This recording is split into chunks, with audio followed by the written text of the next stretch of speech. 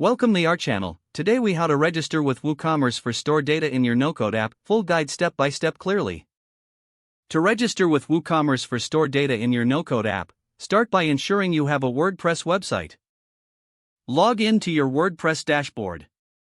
Install and activate the WooCommerce plugin if you haven't done so already. Once activated, follow the setup wizard to configure basic store settings. After setting up, navigate to WooCommerce settings in your dashboard. Click on the Advanced tab within the settings.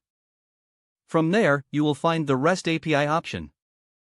Click on Add Key to create a new API key for your no-code app. Fill in the description and select a user with appropriate permissions. Set the permissions to read/write for full access. Click on the Generate API Key button.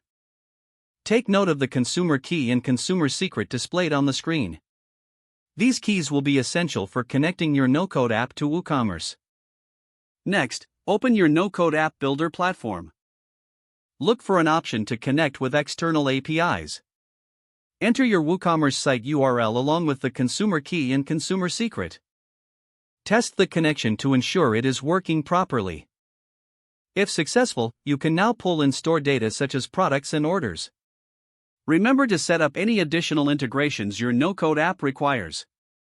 Finally, ensure you securely store your API keys to prevent unauthorized access.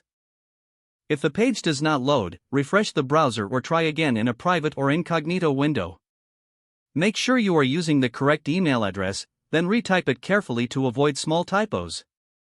If your password is not accepted, use the reset option and create a new strong password you can remember. Check your spam folder for verification or security emails, then complete any requested confirmation steps.